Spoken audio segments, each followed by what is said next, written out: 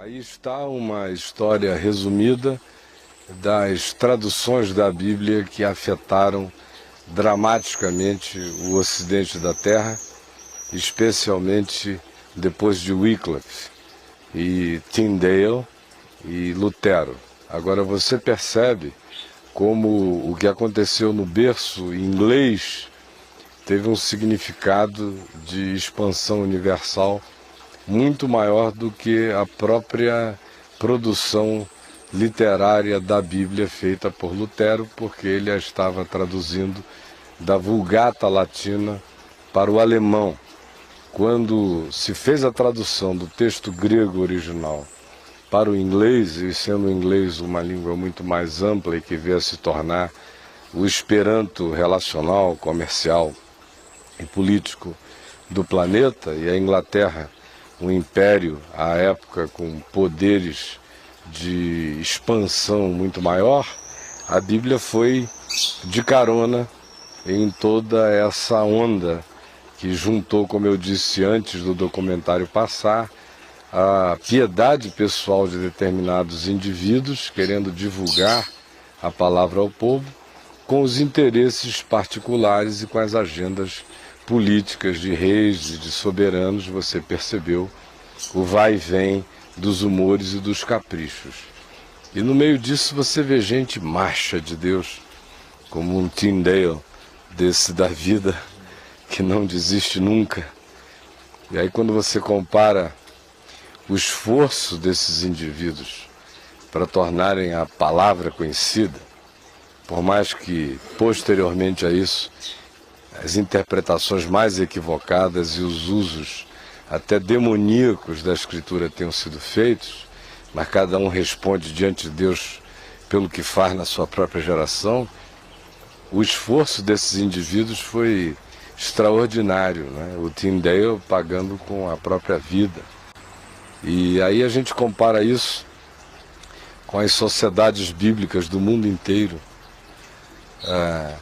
com seus executivozinhos super bem remunerados, brigando umas com as outras por causa de nicho de mercado, de posicionamento da Bíblia nas prateleiras.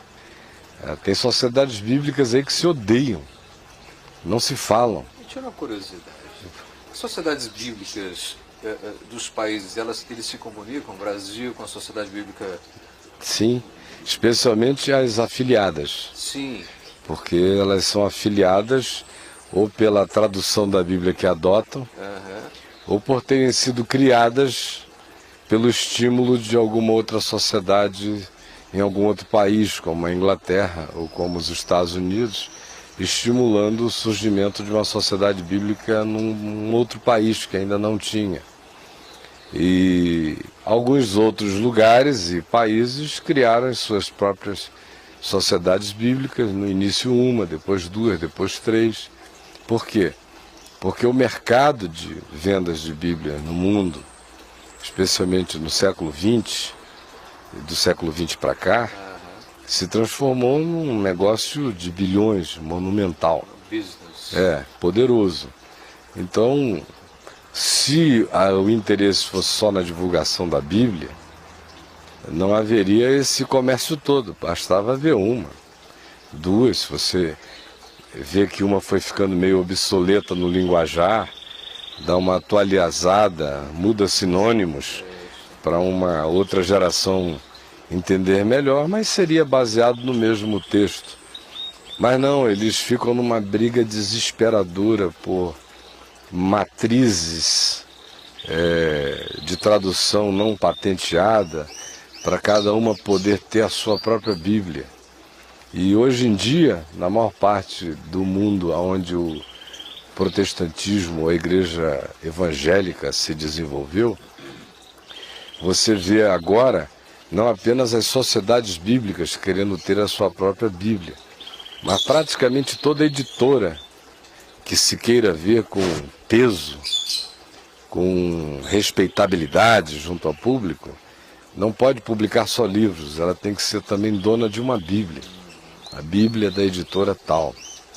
Aí fica essa fogueira de vaidades, de cobiças, de business as usual, e em contraste com a origem na fogueira da fé, enfrentando as oposições, as dificuldades, não para ganhar dinheiro, mas para divulgar a palavra. Aqui nesse país, o Evangelho chegou sobretudo no lombo das mulas e dos jumentos e dos burricos, levando missionários ingleses ou americanos que iam vendendo Bíblias. Eles não tinham dinheiro para financiar as Bíblias dando de graça, mas eles vendiam, e foi uma subversão extraordinária. Muita gente foi presa, apanhou, houve os que tenham sido mortos ou apedrejados. Muita gente sofreu muito. Retaliação da Igreja Universal, da Igreja Católica, né? Brasileira, poderosa. Até há 70 anos atrás no Brasil não se fazia nada sem o consentimento dela. E esses que aqui chegaram trazendo a Bíblia, entregando ao povo, sofreram demais, demais. E você compara isso com essa moleza, com essa geleca, com essa coisa amorfa, ou interesseira, ou nojenta, ou melada de interesses financeiros que a gente vê animando muitas das casas que são supostamente as promotoras da Bíblia. Tem uma pergunta aqui com relação a isso, que o Bernardo quer saber qual que se aproxima mais do original, a brasileira, que tem mais relação com o original. Olha, eu sinceramente não creio que no Brasil haja uma Bíblia bem melhor do que a outra nas suas versões. Eu toda hora que sai uma Bíblia nova eu dou uma lida assim, geral, ou eu vou em alguns textos que eu acho que são de importância capital para ver como foram traduzidos, e com exceção das Bíblias Testemunhas de Jeová, ou da versão na linguagem de hoje primeira que saiu, que era extremamente chula, as demais tem variaçõezinhas para lá e para cá, mas que quem aprendeu a ler a palavra não fica mais preso às variações de uma palavra ou de uma expressão, porque você não lê mais a letra, você aprendeu a ler o contexto. E mais do que o contexto, você aprendeu a ler a partir do contexto da encarnação, do contexto de Jesus, da chave hermenêutica, que foi como eu sempre li a palavra. Então, para mim, as variações são muito pequenas, eu não advogo nenhuma tradução especial. Eu uso esta aqui, da Sociedade Bíblica do Brasil, um presente da minha mãezinha no tempo em que não havia essa proliferação de Bíblias, nem de sociedades bíblicas, muito menos de briga entre as sociedades bíblicas. Você vê João Ferreira? Essa é João Ferreira de Almeida, é a tradução da Sociedade Bíblica do Brasil, e ela já está comigo, essa Bíblia, há muito tempo. Foi a segunda Bíblia que eu tive, a primeira ficou 2 anos comigo e eu perdi. Era uma Bíblia da minha mãe, toda anotadinha por ela. E eu perdi em cima do carro. Um menino novo, Ciro, Davi, pequenininhos, indo e voltando para a igreja, pregando a palavra, com berço, com aquele monte de coisa. Você, às vezes, bota a Bíblia em cima do carro enquanto vai abrir uma mala para botar coisas assim. Nessa história eu perdi aquela primeira Bíblia que a mamãe tinha me dado, que havia sido dela boa parte da vida. E ato contínuo, ela me deu esta aqui, mesma tradução, essa já toda ela anotadinha por mim. Portanto, eu ganhei essa Bíblia em 75, nós estamos em 2010, desde então é a única Bíblia na qual eu leio regularmente. 35 anos. Lendo na mesma Biblinha. Tem um cheiro de milhares de cruzadas e pregações e congressos e tudo. Tem quanto tempo você está com ela, Caio? 35 anos. Tem uma pergunta aqui que fala assim: Caio, os atuais possuidores das verdades bíblicas necessitam ser confrontados com uma nova reforma por meio da leitura a partir da visão de Cristo? Pois é, eu acho que o problema aqui que a gente tem na tradução da Bíblia é que não basta a tradução da Bíblia, especialmente da Bíblia, quando você põe o Velho e o Novo Testamento no mesmo livro. A gente pode não achar que isso seja chocante, mas para uma pessoa que começa a ler a Bíblia sem o entendimento que, por exemplo, a minha mãe deu ao meu pai quando ele iniciou a leitura, que ele queria começar, ele leu Hebreus, ficou impressionado, aí quis começar do Gênesis. Aí a minha mãe disse: não, olha, esse é um livro diferente, a gente não tem que começar a ler esse livro do início, a gente só entende bem esse livro se começar a lê-lo do fim. Aí abriu para ele aqui no Novo Testamento, em Mateus, falou: pode iniciar a leitura daqui. Aí meu pai primeiro entendeu o Novo Testamento e foi ler o Velho. E o coração dele já estava marcado por Jesus e pelo Evangelho. De modo que o que ele encontrava no Velho, que não tinha a ver com as práticas e os ensinos de Jesus, ele naturalmente foi entendendo como uma coisa obsoleta. Especialmente porque ele se apaixonou também pela carta aos Hebreus. Foi o primeiro texto da Bíblia que ele leu e virou um texto áureo para ele. Ele lia Hebreus e lia muito. Se converteu ali, lendo Hebreus 11. Então, e Hebreus é muito explícito com relação ao que caducou e o que não caducou para trás.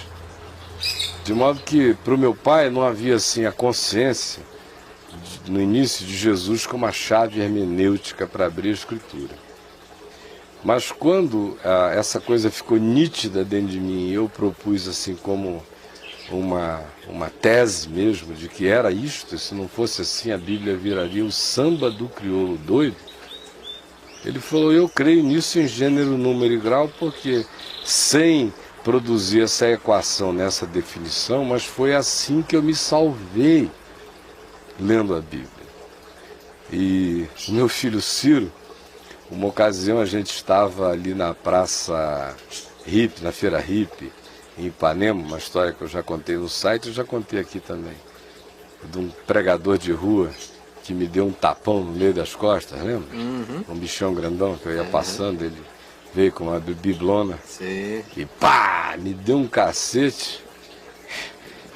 Quando eu virei, tá aquele homem com aquele dedão assim para mim, dizendo: Jesus mandou eu dizer que você está em pecado. E eu peguei o dedo dele e torci, né? No meio da rua assim. Chegou, o bicho foi.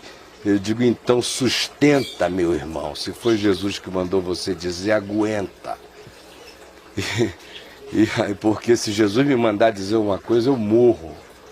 Agora, se já está tremendo todo, foi Jesus ou foi o Globo? Foi Jesus ou foi o Jornal do Brasil? Foi Jesus ou foi o boletim da tua igreja? Foi Jesus ou o teu pastor endiabradamente fofoqueiro e maledicente, que deu a você essa ideia para você vir falar lá para mim? Que se foi Jesus, segura a onda. Então naquele dia, a história é longa, mas deixa eu parar aqui. Meu filho Ciro estava comigo, juntamente com o Adriano, e a gente saiu. E ele falou: você sabe, às vezes, papai, eu entendo. Às vezes eu entendo a Igreja Católica, quando ela não queria que a Bíblia fosse para a mão de todo mundo. Obviamente que era pelas razões mais manipuladoras e perversas possíveis, que ela não queria que a Bíblia fosse para a mão do povo. E o Ciro estava falando por uma outra razão. Ele estava dizendo porque é inacreditável que o indivíduo com a Bíblia na mão, se confessando cristão e de Jesus, tenha a coragem de agredir um ser humano que vai passando por ele, em nome de Jesus, com recado em nome de Jesus. O que o Ciro estava dizendo é: gente desse tipo, que parece que lê e não entende, não podia ter mais do que o Novo Testamento na mão. Porque eles não conseguem entender a obsolescência, a caducidade do que ficou para trás, daquilo que, em tendo ficado no passado virou obsoleto. Porque é óbvio que nem tudo que está no Velho Testamento caiu em obsolescência. Caiu a lei como meio de salvação, as leis cerimoniais como forma e expressão de culto, que eram arquétipos simbólicos daquilo que Jesus encarnaria. O templo como lugar de reunião, que nunca foi antes para os hebreus, mas passou a ser para os judeus. Aquilo que era concernente à cultura de Israel, o Velho Testamento também está cheio de cultura de Israel. Tudo isso caiu em caducidade. Por isso a ênfase de Jesus é em tudo que a seu respeito constava em todas as Escrituras, tanto em Moisés como nos profetas e nos salmos. Mas ele não, em momento algum, disse: fiquem com Moisés. Ele mostrou em Moisés o que constava a seu respeito. Ele mostrou nos profetas o que constava a seu respeito. Mostrou nos salmos o que constava a seu respeito. E eu tenho que ler a palavra, agora que o verbo, a palavra eterna, se encarnou em Jesus e ele disse: eu e o Pai somos um, e quem me vê a mim vê o Pai. Eu tenho que ler o todo da Bíblia a partir de Jesus. Se eu não fizer isso, eu me esquizofrenizo, eu viro uma legião. E aí surgem os deuses irreconciliáveis na cabeça da maioria dos crentes. E também surge a multiplicidade dessas denominações para todos os lados, com interpretações as mais malucas. E é impressionante como a neopentecostal dá ênfase no Velho Testamento, né? Claro, é só ali que ela se salva. Nas campanhas, nas barganhas, ela precisa do Velho Testamento. Só tira de lá. Se tornou veterotestamentária. No Novo Testamento, qual é a base dela? Ela não quer nem passar por perto. No Novo Testamento, ela só quer usar o nome Jesus, que é um nome forte. Agora, no resto, ela vai buscar, no Velho Testamento, ela vai buscar o resto do amparo para as barganhas que ela deseja propor ao povo. Então, respondendo aí a pergunta, eu diria o seguinte: não acho nenhuma versão especial, exceto aquelas que são já dramaticamente concebidas para apoiar uma tese como a dos Testemunhas de Jeová. Ou, a segunda coisa, não acho que a simples leitura da Bíblia em sequência leva um indivíduo à compreensão do Evangelho. Não necessariamente. Porque na maioria das vezes ele já lê com a pré-compreensão religiosa de quem deu a ele a Bíblia. E a maioria dos que fazem isso já o fazem, especialmente afirmando a Bíblia como tese, e não Jesus como tese única e essencial. Então a tese acabou virando a Bíblia. E a Bíblia como tese é a mãe de todas as heresias, porque a partir dela eu construo qualquer heresia que você queira. Construo milhares. Se eu quisesse ser um herege, eu seria um herege da pesada. Porque às vezes eu vou lendo a Bíblia e digo: meu Deus, se juntasse isso com isso, com isso, com isso, com aquilo, se formaria uma doutrina doida e toda articulada, sistematizada. Porque você não tem o eixo, que é Jesus. Quando Jesus não é o eixo, e a partir desse eixo, da pedra de esquina, você não tem coragem de alinhar tudo, e aquilo que com ela não se alinha e deixar fora, você vai cair num processo de extremo conflito espiritual, que é o que habita a maior parte dos cristãos. Eles leem o Velho Testamento e o Novo numa perspectiva de continuidade ininterrupta. Eles não creem de fato que Jesus cancelou o escrito de dívida que havia contra nós e que constava de ordenanças, de mandamentos, os quais nos eram prejudiciais, e que Jesus removeu inteiramente, encravando-o na cruz, tendo despojado os principados e as potestades, publicamente os expôs ao desprezo, triunfando sobre eles na cruz. Mas não creem nisso de fato e de verdade, não. Jesus é um apêndice à revelação para a maioria dos cristãos. É o apêndice dos apêndices.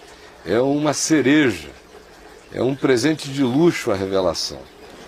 E que serve para a gente seduzir as pessoas na chegada.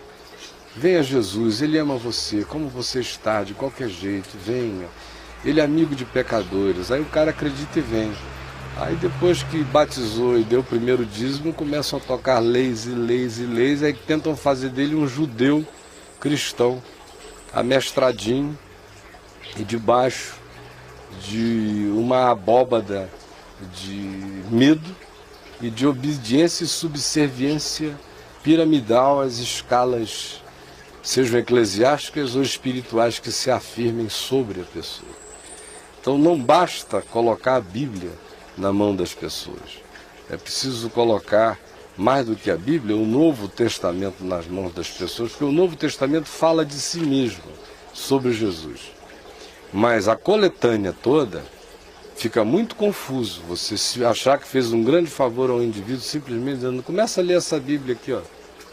Leia a palavra de Deus. Aí o cara começa a ler em Gênesis, aí começa a sentir uma inveja de Abraão danada. Meu Deus, o cara pegou 2, 3, não sei o quê. Pô, a maioria dos que eu vejo por aí vai lendo. Eu mesmo me lembro, Bom era lá quando eu naquela comecei época. a ler o Velho Testamento, de vez em quando eu dizia, mas papai, por que esse cara... O cara bombou. E eu aqui tô nessa situação. Aí é conflito, aí vem, aí um outro mente pro outro lado, aí o outro vai dar uma volta não sei quem, e a história vai, o cara vai ficando doidinho. Conclusão, ele vai construindo uma espiritualidade que quando ele chega no Novo Testamento, se é que ele chegue lá, ela já está toda reforçada pelos padrões da primitividade da fé, segundo o Velho Testamento, da incompletude da visão e da revelação do Velho Testamento, das simbolizações das figuras e dos arquétipos do Velho Testamento, que na cabeça desse indivíduo agora se transformaram em realidades concretas e não apenas arquetípicas. E quando ele chega em Jesus, Jesus é assim aquele nome no qual eu tenho que crer para ser salvo. Mas a minha santificação vai ser vivida ou com os critérios da lei do Velho Testamento, ou o cara desiste dessa ideia e se apega a Jacó para ser um enganador, a Sansão para descer o cacete em quem ele quiser. Ele vai escolhendo as figuras antigas e primitivas da Bíblia para fazer o samba do crioulo doido na cabeça dele. E tem os sinceros, que não entendem, chegam a pensar que são dois deuses, duas revelações, de tão antagônicas que as coisas são. De modo que não basta entregar a Bíblia. Se o indivíduo tiver alguma pré-compreensão religiosa, ocidental, cristã, entregar a Bíblia na mão dele, vai bagunçar ainda mais a cabeça dele se ele começar a ler do Velho Testamento. Eu não tenho o menor pudor para dizer que eu não recomendo a leitura da Bíblia toda a ninguém, sem antes implorar, como a minha mãe fez com meu pai, para que o indivíduo leia o Novo Testamento algumas vezes. Porque se entrar a ideia do Evangelho no coração dele, o entendimento do Evangelho de verdade, e ele se fascinar por Jesus de maneira absoluta, ele está pronto para vencer Moisés, e vê em Moisés apenas o que acerca de Jesus ali consta, ou então lê o resto como história da revelação, na evolução da revelação, na progressão dela até a sua consumação e o seu clímax em Jesus, sem se perturbar. Do contrário, se Jesus não for a chave hermenêutica, ele vai virar um crente desses, que não sabe em que direção está, não sabe de que espírito é. Ele é capaz de querer virar Elias, de repente, e perguntar, tu queres que façamos descer fogo dos céus para os consumir? Que pergunta é essa? Se não a de um Elias neotestamentário, foi João num surto de Elias, num ano de Elias, tu queres que façamos descer fogo dos céus para os consumir? Foi o que Elias fez. E está João já se arrogando a ser profeta de uma era passada, de um tempo em que se reunia as pessoas para dizer, vocês vão decidir agora quem é que é Deus, se é o Senhor ou se é Baal. E escolham o meio da resposta, se é fogo ou não é fogo. E o fogo de Elias era para consumir o altar. João, lendo o Velho Testamento e não tendo internalizado que Deus é amor ainda, queria fazer fogo do céu descer sobre os samaritanos. Vocês vejam como não basta estar andando do lado de Jesus. Se Jesus não tiver entrado no indivíduo, ele usa o Velho Testamento para, em nome de Jesus, fazer churrasco de samaritano ou de qualquer outra figura humana hoje e agora, né? Então, se o sujeito não souber de que espírito ele é, ele vai virar apenas um grande hipócrita, conhecedor da Bíblia, raivoso, e vai encontrar, especialmente no Velho Testamento, amparo para qualquer que seja o surto de personalidade, ou de desejo, ou de carnalidade, seja ela sexual, seja violência, seja o ódio. Por exemplo, o salmo que a gente leu hoje aqui, lindo, Salmo 139, é um dos meus prediletos, mas o penúltimo versículo não passa no meu crivo como um discípulo de Jesus. Meu coração nunca leu aquilo em paz. O penúltimo versículo: não aborreço eu, Senhor, os que te aborrecem, né? Não abomino eu, Senhor, os que te aborrecem, aborreço-os com ódio consumado. Para mim são inimigos de fato. Ora, em Jesus eu não tenho mais inimigos. As pessoas podem se inimizar de mim, mas em Jesus eu não devo me inimizar de ninguém. Eu aborreço o procedimento, mas não aborreço a pessoa. Eu tenho que amar o meu inimigo e orar pelo que me persegue.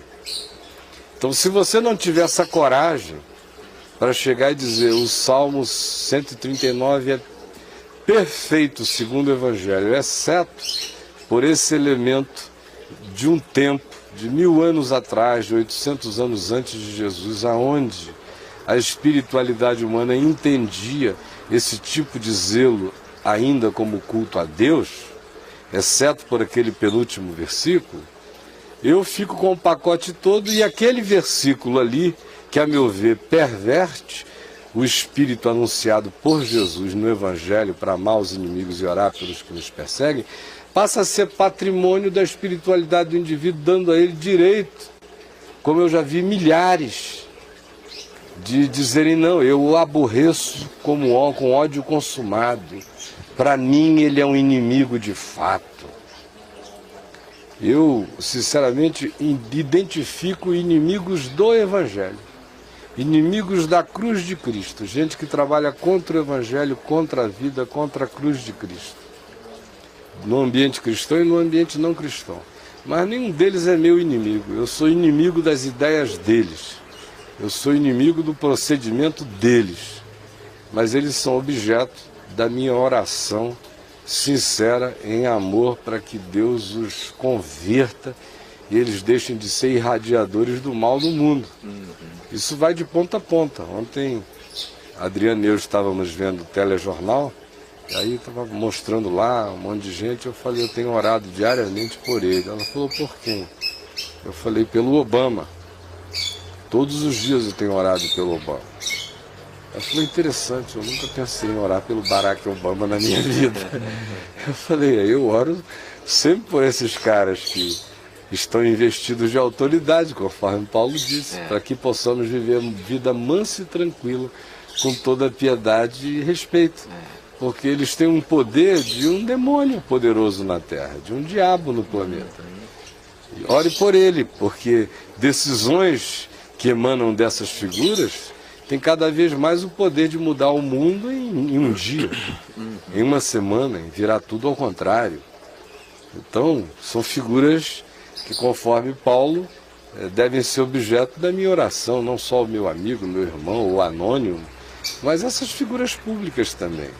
Daí decorrem poderes extraordinários, que podem fazer muito mal. Mas eu estou dizendo isso por causa da Bíblia. Se você não lê, por exemplo, a Bíblia com as categorias do Novo Testamento, você olha para as figuras do panteão político no mundo e escolhe aquelas pelas quais você ora bem e escolhe aquelas pelas quais você ora mal. como o crente faz. O crente, quando ora mal, faz a macumba dele, em nome de Jesus, é dizendo: tira, Senhor, remove, Senhor, arrebenta, Senhor. Você nunca vê o cara dizendo: converte, Senhor. Crente não crê na conversão de um Nabucodonosor, a menos que tenha algum crente lá do lado, como ministro.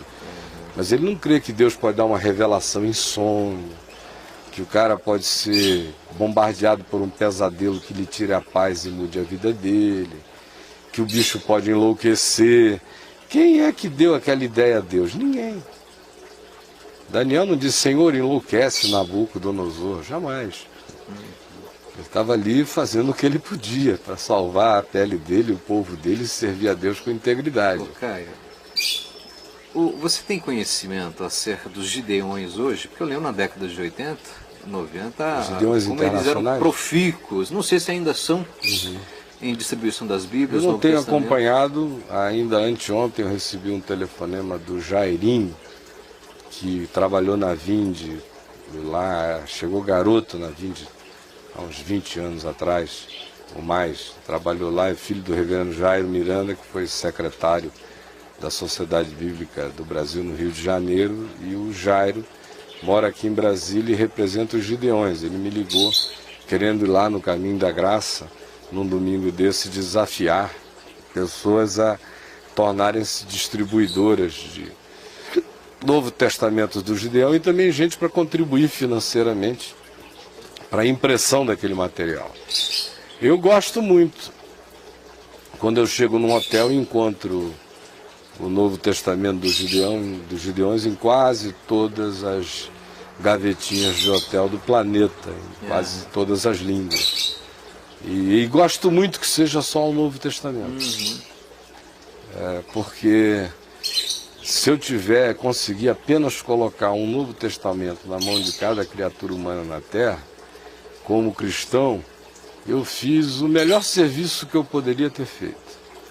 Mais do que colocar uma Bíblia inteira na mão de todo mundo. Porque a maioria, como eu disse, já lê a partir de algumas pré-compreensões. Sejam cristãos ou sejam cristãs pagãs, religiosas, ou sejam cristãs ou não cristãs e pagãs. Ou é o cristianismo paganizado, ou é a cultura não cristianizada, mas totalmente pagã. E que encontra uma interface extraordinária no primitivismo do Velho Testamento, para um bocado de coisa. Então, quando eu posso, eu entrego só o Novo Testamento para o indivíduo ler. Depois que ele leu e internalizou o entendimento do Novo Testamento, de Jesus, que ele leia a Bíblia por uma questão de cultura histórica universal, de saber de onde aquilo veio. Mas não que ele necessariamente precise do livro como um todo para aquilo que seja essencial para a vida, para a compreensão e para o entendimento dele. Em Jesus estão ocultos todos os tesouros do conhecimento e da sabedoria. De modo que quem tem Jesus tem tudo. Pode não saber a história do Êxodo, nem dos patriarcas, nem um monte de coisa, mas se ele discerniu quem é Jesus e o significado de Jesus, o resto é circunferência. Até porque... Porque o resto é circunferência mesmo. Até porque o Velho Testamento não é um compêndio para explicar a origem de nada. Né? Cada um, com exceção dos 5 primeiros livros, os demais tiveram autores diferentes, num período aí de 1000 e tantos anos de produção daqueles textos, em fases diferentes da história, com objetivos diferentes. E o pessoal fica pensando que é psicografia.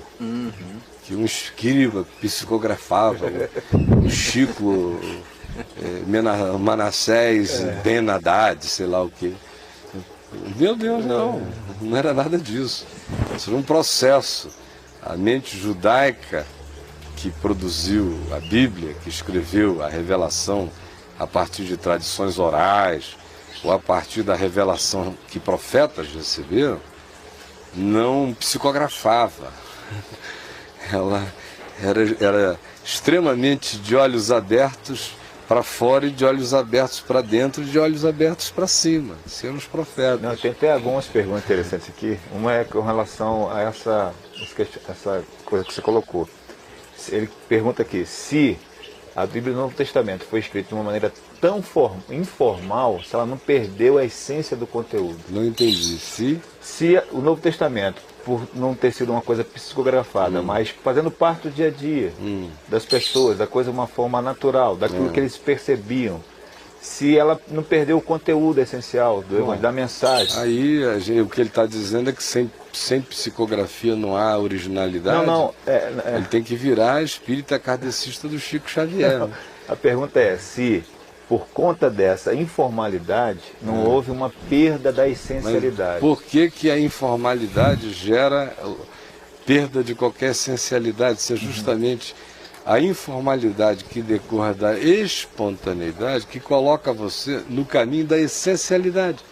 Sem espontaneidade é que não tem essencialidade. É na formalidade que você perde a essência. Não é na espontaneidade. A espontaneidade reforça a essência. A formalidade, ela perverte a essência na medida em que ela fixa o formal como essência. E a outra está atrelada a isso, que a pergunta é, por que foi escrito o Novo Testamento em grego e não em aramaico, que é a língua que Jesus falava? Porque a língua que Jesus falava quase ninguém mais entendia fora do mundo, e Deus realmente nunca esteve preocupado com o aramaico, nem com o grego, nem com o hebraico, nem com nenhuma língua, só com a comunicação. E era mais comum, né? Que era o koiné, claro. O grego era o mais comum ali naquela região. Né? Então, o negócio de Deus é se comunicar. E ele não tem nenhuma língua santa para fazer isso. Né? Tem mais alguma pergunta? Porque hoje a gente vai ter que terminar. Caio, uma pergunta. Por que de repente, já que o Velho Testamento tem essa interpretação, não se faz menos uso dele? Você acha ele realmente muito importante até para poder entender o novo? Eu não tenho esse poder de determinar nada. O que eu estou dizendo... Assim, a opinião. A minha opinião eu já dei. Agora, a igreja, tanto a igreja católica quanto as igrejas protestantes ou evangélicas de emoção, de culto pentecostal, precisavam muito mais do Velho Testamento. Por quê? A Igreja Católica, porque ela é um sincretismo de muitas coisas, mas entre as coisas que ela tomou como sincréticas e incorporou dentro do seu culto, estão os ritos do sacerdócio judaico do Velho Testamento, do qual ela tirou apenas a imolação de animais, mas até mesmo nesse sentido, o pão como hóstia que vira o corpo de Cristo durante a Eucaristia e o vinho que se transforma no sangue de Cristo, conforme o dogma católico, reproduz a ideia do sacrifício.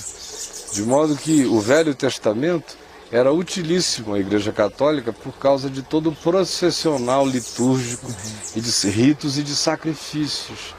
Então, para quem não pregava a palavra como a Igreja Católica não fazia, ela nem pregava e nem deixava o povo ler, ela só oferecia o rito do sacrifício da missa. Então, o Velho Testamento era útil a ela, porque supostamente isso vinha da Bíblia, do que ela queria que da Bíblia viesse. Porque da mesma Bíblia no Velho Testamento também se dizia: não farás para ti imagens de escultura, mas essa é uma coisa que ela selecionava, deixava do lado de fora.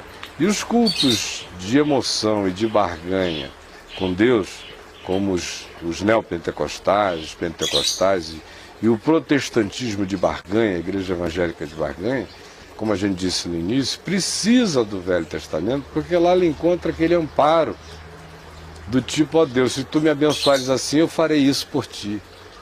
Ó Deus, se tu me deres isto, eu prometo que não farei aquilo. Que é uma coisa da primitividade da fé. Eu tenho filhos adultos, que se chegassem hoje para mim dizendo: papai, se você fizer isso por mim, eu prometo que eu não farei aquilo, eu ia dizer: olha, você já é um homem, mas está precisando apanhar. Porque isso era compreensível quando eram pequenos. Mas dado ao tempo decorrido, dadas as revelações de vida que tiveram, dadas as plenitudes de compreensão que alcançaram, já não tem cabimento. Então era uma coisa que cabia em Jacó, mas não cabe em Paulo. E sinceramente, Jacó foi salvo pela graça de Deus, é um homem que eu vou encontrar, meu irmão, na graça, mas entre a consciência e o entendimento de Jacó sobre Deus e a vida, e a consciência e o entendimento de Paulo sobre Deus e a vida, me desculpe, Jacó é uma criança do jardim da infância, cheio de barganhas, não me serve, é meu irmão, mas de um tempo de uma primitividade da qual eu passei em Cristo. Ele vivia do que não era ainda, do que não tinha vindo. Ele vivia de esperanças que se simbolizavam e se materializavam em alguns elementos que apontavam o que viria. Mas depois que aquilo que era apontado como um dia a ser aguardado veio e se encarnou e disse que está tudo consumado nele, qualquer tentativa de retroação é como quem escolhe voltar para um estado de imbecilização, de apequenamento do entendimento. Porque é óbvio que Abraão viu os dias de Cristo e se alegrou e se regozijou. Mas o entendimento que Abraão tinha sobre Cristo não dá para comparar com o entendimento histórico que Paulo teve acerca de Cristo. Então, todos os que antes foram salvos o foram em Cristo, antes da encarnação, em qualquer lugar da terra. Não há salvação sem Cristo, seja ele conhecido ou desconhecido. Mas depois que ele se encarnou, eu não troco o entendimento que nele eu possa ter e que no Evangelho eu alcanço, pelo melhor da compreensão e do entendimento espiritual de quem quer que tenha vindo antes. Eu não troco a possibilidade de compreensão que eu tenha do Evangelho hoje pela que Isaías teve do proto-evangelho, porque ele profetizou 800 anos antes de Jesus se encarnar. Eu prego o Cristo encarnado. Ele profetizava a esperança da encarnação. Então, quem é que está em vantagem para discernir e compreender historicamente o significado das coisas? É Jacó na antiguidade, é Moisés lá no deserto de Midian peregrinando com o povo, depois de ter passado a vida educado na corte egípcia, com todas as perversões da corte egípcia, e 1300 anos antes de Jesus, ou aquele que, após a manhã da ressurreição, compreendeu o significado do verdadeiro êxodo, que não tira você das garras de Faraó, e nem do Egito, mas liberta você das garras da morte, do diabo, do inferno, da religião, até da lei de Moisés. Então quem é que alcançou entendimento maior? Então por que eu vou voltar para a primitividade das coisas se eu já nasci para além da primitividade delas?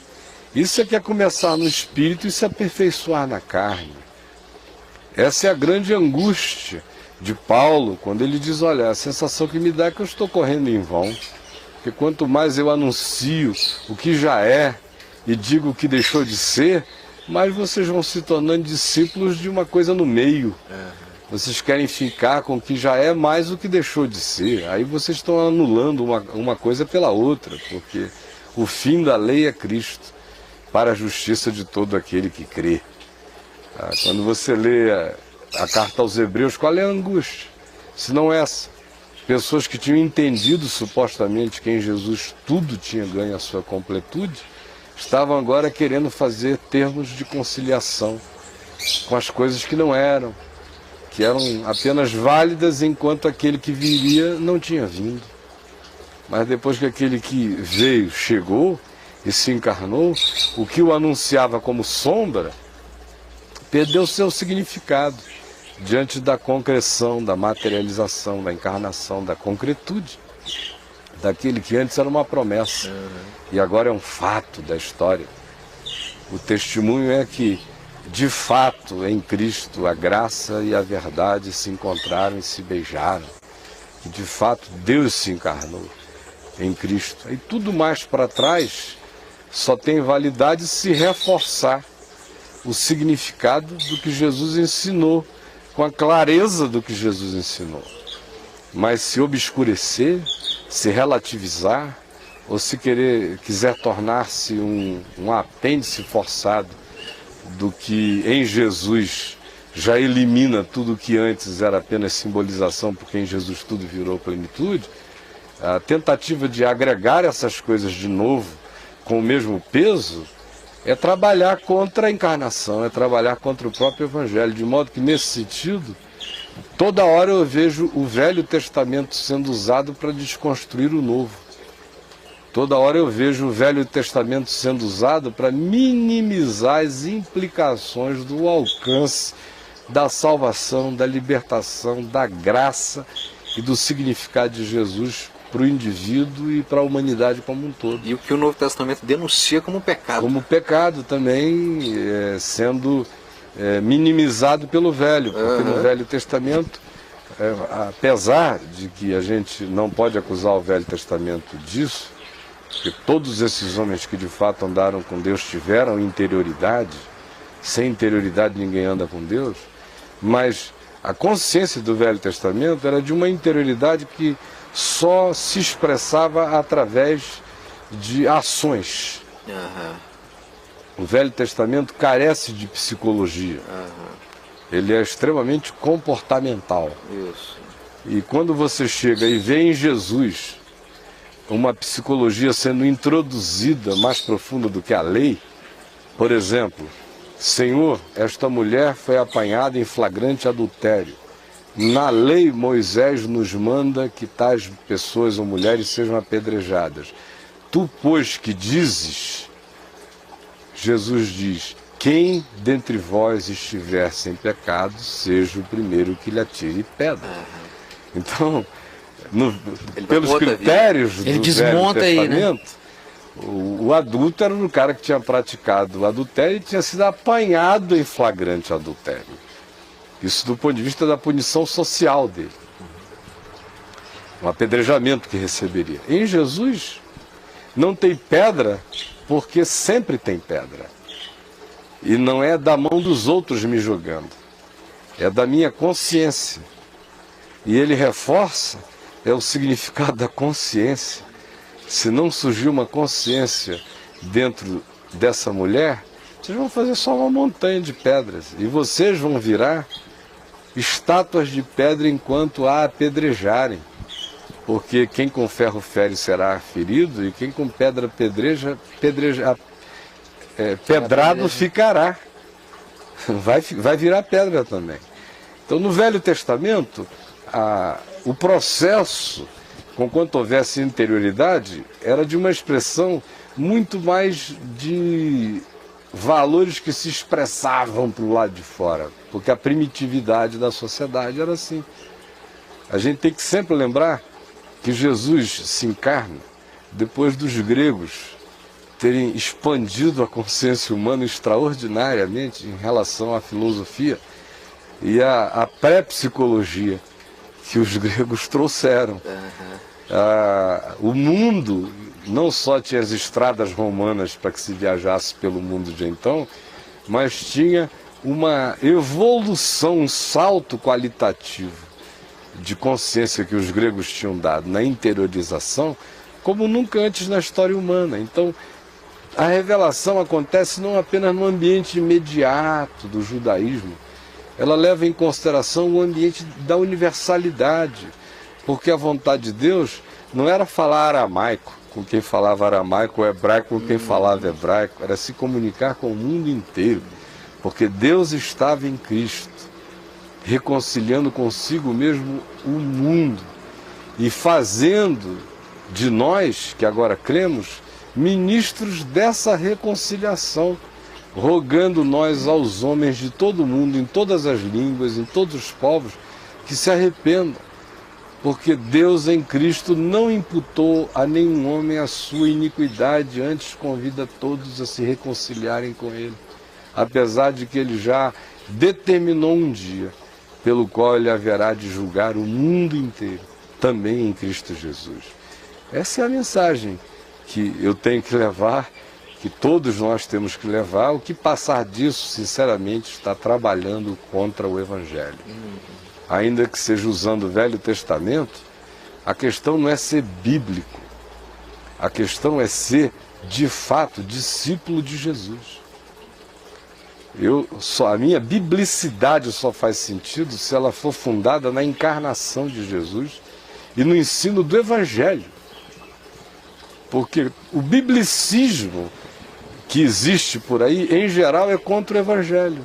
É um cara que quer fazer uma sistematização da Bíblia toda, aproveitar tudo até o que já caiu em obsolescência.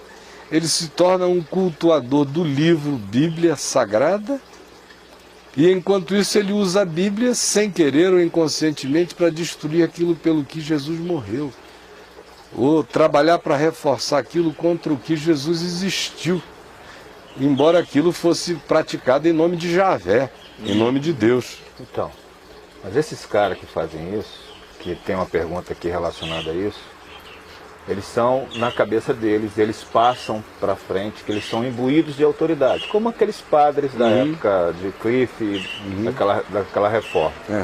E aí a pergunta é, o que é autoridade espiritual? Eles advogam essa coisa para eles, baseado em quê?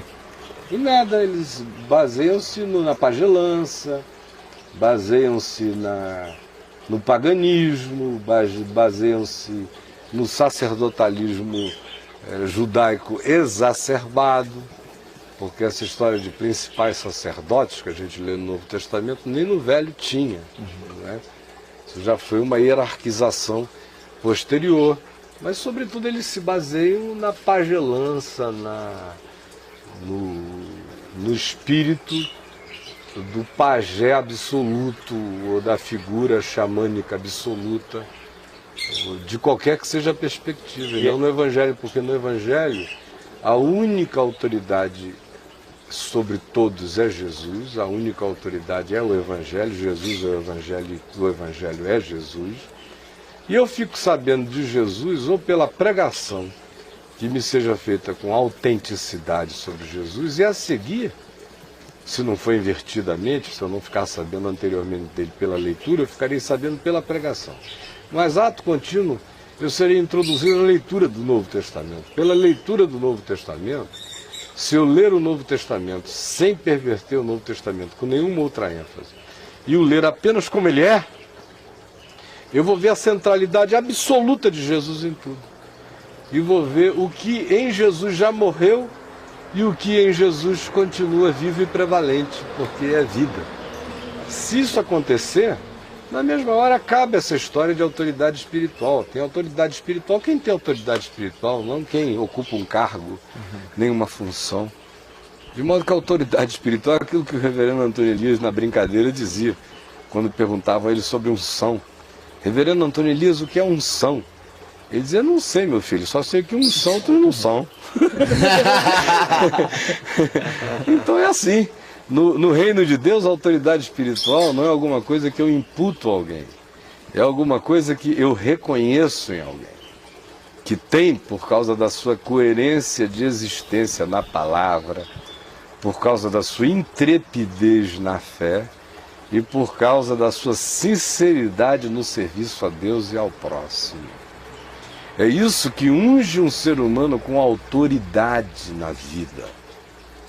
Sem isso, ele pode ser PhD em hebraico, em dogmática, em teologia sistemática, ele pode aprender o grego, ele pode rodar a baiana como bispo, arcebispo, cardeal, pode botar um chapelão, uma mitra na cabeça, usar um báculo, mas ele é só um babaca.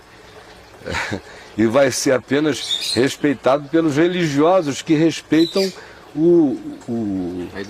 a indumentária, a hierarquia, a piramidabilidade da construção desse poder, ou seja, os que estão ainda pela familiaridade ao paganismo, habituados a terem os seus pajés de estimação, o seu papado natural, esses continuam nessa historinha. Agora, quem já discerniu o Evangelho, encontra autoridade espiritual aonde encontra autoridade espiritual. Eu encontro toda hora em lavadeira, em pedreiro, em gente sem nome nenhum para fora, mas que você conversa com a pessoa e você sente que a pessoa conhece a Deus.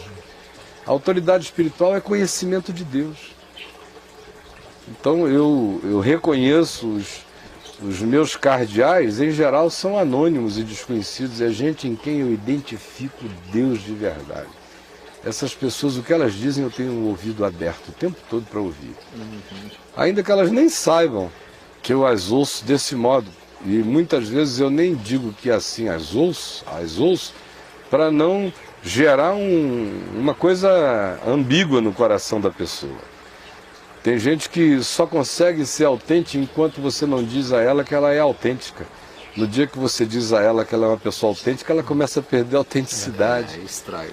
Então, uns são e outros não são. Pois é, mas baseado assim, quando você respondia as cartas, eu lia com muita frequência, e eu via que havia uma ansiedade muito grande das pessoas que até discerniam, lendo a Bíblia, esse problema da autoridade espiritual, e elas ficavam ansiosas por saber o caminho do chamado para a doce revolução que aconteceu até no coração daquelas pessoas. O que fazer, como se libertar dessas pessoas tiranas que manipulam a Bíblia em favor de si próprio? Só tem um meio, Zezinho, é ter a coragem de ser só de Jesus. Enquanto o indivíduo teme a homens, ele de fato não aprendeu o temor do Senhor. Porque o temor do Senhor me liberta do temor dos homens na mesma hora. Eu passo a reverenciar todo ser humano, porque ele é humano. Mas não por causa de um cargo, uma função ou uma autoridade a ele imputada por qualquer que seja o concílio humano desse mundo.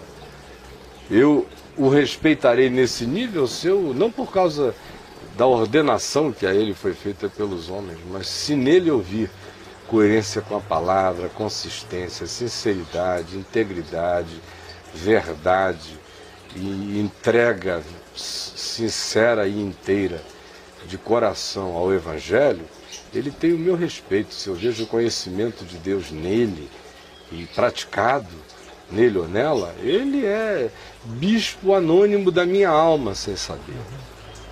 Agora, do contrário, mano, o indivíduo que se submete a isso, se submete porque não aprendeu ainda o temor do Senhor, não encontrou ainda a consciência do Evangelho de fato, não discerniu Jesus para si realmente ainda.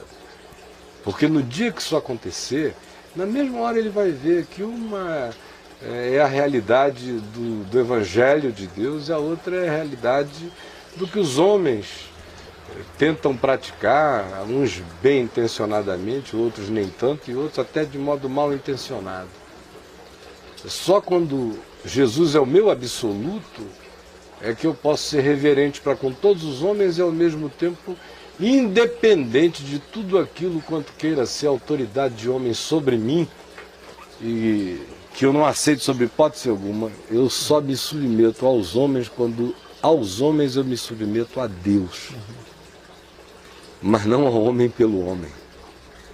Ou não porque alguém disse que ele tem uma autoridade ou uma unção que a ela eu deva me submeter, porque um grupo de pessoas em algum lugar o ordenou e ele chega arrotando o cheiro desse vômito eclesiástico sobre mim ou sobre quem quer que seja. Eu reconheço a autoridade onde eu revejo a autoridade.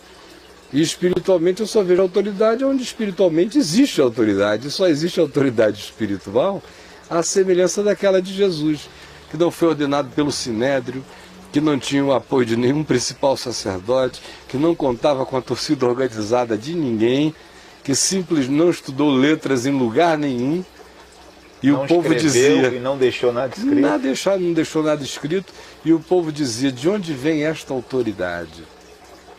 Como sabe este letras sem ter estudado? E admiravam-se da sua autoridade porque ele ensinava não como ensinam os escribas e fariseus, mas ensinava com autoridade, a autoridade que emanava da vida com Deus. E quando as pessoas encontram essa realidade dessa vida com Deus, ninguém precisa andar com cetro na mão, nem reivindicar coisa alguma. Quem reivindica para si a autoridade é porque não a possui. Porque quem quer que a possui em Cristo, não a reivindica. e a pratica no espírito do que Paulo ensinou, com ousadia, poder, amor e moderação.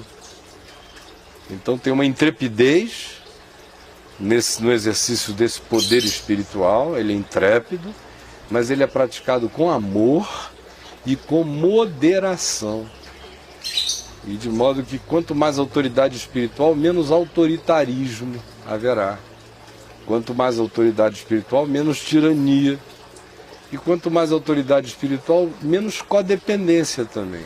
Um líder espiritual que tenha realmente autoridade espiritual não adula ninguém. Se ele não tiraniza ninguém, por outro lado, ele não adula ninguém. Vem quem quem não quer não recebe um terceiro convite, nem um segundo. É como Jesus. Jesus chegava ao ponto do cara dizer eu vou, ele dizia não, você não está na hora. Se ainda quiser sepultar o pai, vender o campo, não sei o que, vai cuidar da tua vida. No dia que eu me tornar o absoluto, aí você me acha por aí. Não é assim não, tá pensando que é só dizer vem que tem? Não tem não. Então de um lado, você não adula ninguém, e de um outro lado você também não tiraniza ninguém. E esse é o caminho que eu pratico todo dia. Ninguém tem que ficar sob a minha tirania, nem sobre a minha orientação. Eu não estou tiranizando ninguém, só estou ensinando o Evangelho. Quem gostar, gosta e fica. Quem não gostar, ou diz que não entende, ou que não compreende, procure aonde compreenda. Por outro lado, da minha parte não encontra um único apelo dizendo, ai, fulano não vai não. Não existe em mim esse apelo, eu não estou querendo engrossar o cordão, aumentar o público, fazer média com ninguém. Não vivo de audiência e nem de eleições do capricho. De modo que essa liberdade é que também dá uma autoridade enorme quando você anda no Evangelho segundo Jesus. Aí isso brota de você, até os teus inimigos te respeitam. Até os teus inimigos sabem que o que emana de você é outra coisa. E ninguém precisa andar com uma placa para defender isso. Isso é. Por isso o reverendo Antônio Elias tinha razão. Uns são, outros não são. Essa é...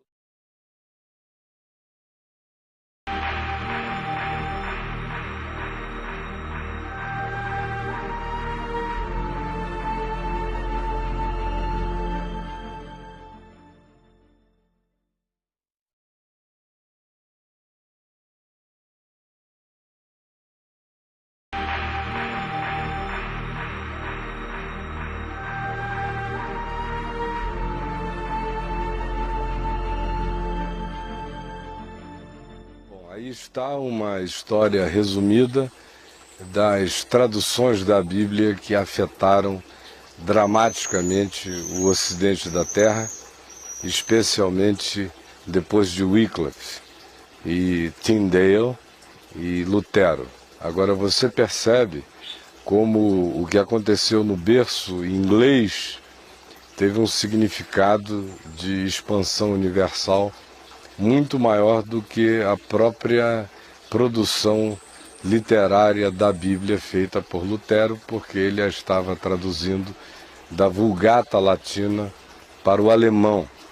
Quando se fez a tradução do texto grego original para o inglês, e sendo o inglês uma língua muito mais ampla e que veio a se tornar o Esperanto relacional, comercial e político do planeta, e a Inglaterra, um império à época com poderes de expansão muito maior, a Bíblia foi de carona em toda essa onda que juntou, como eu disse antes do documentário passar, a piedade pessoal de determinados indivíduos querendo divulgar a palavra ao povo com os interesses particulares e com as agendas políticas de reis e de soberanos. Você percebeu o vai e vem dos humores e dos caprichos. E no meio disso você vê gente macha de Deus, como um Tyndale desse da vida, que não desiste nunca. E aí quando você compara o esforço desses indivíduos para tornarem a palavra conhecida, por mais que posteriormente a isso as interpretações mais equivocadas e os usos até demoníacos da Escritura tenham sido feitos, mas cada um responde diante de Deus pelo que faz na sua própria geração, o esforço desses indivíduos foi extraordinário, né? O Tyndale pagando com a própria vida. E aí a gente compara isso com as sociedades bíblicas do mundo inteiro, com seus executivozinhos super bem remunerados, brigando umas com as outras por causa de nicho de mercado, de posicionamento da Bíblia nas prateleiras. Tem sociedades bíblicas aí que se odeiam, não se falam. Me tira uma curiosidade. As sociedades bíblicas dos países, eles se comunicam, o Brasil com a sociedade bíblica? Sim, especialmente as afiliadas. Sim.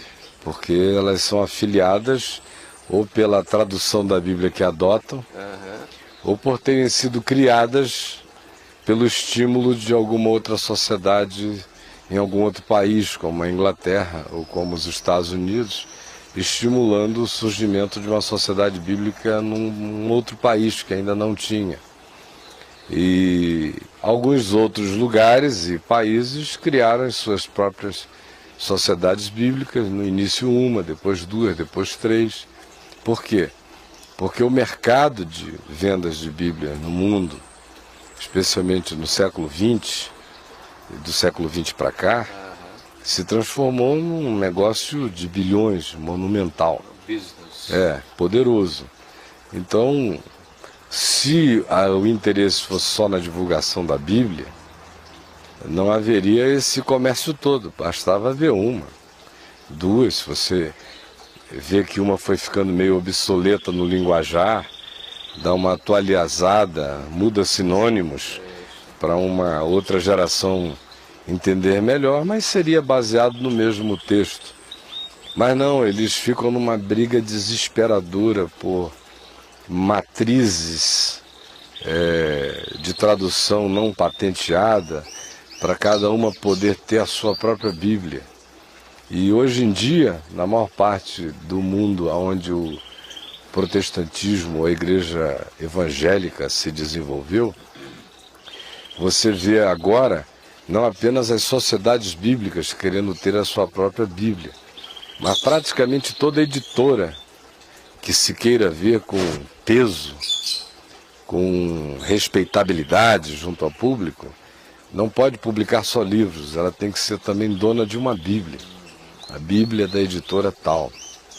Aí fica essa fogueira de vaidades, de cobiças, de business as usual, e em contraste com a origem na fogueira da fé, enfrentando as oposições, as dificuldades, não para ganhar dinheiro, mas para divulgar a palavra.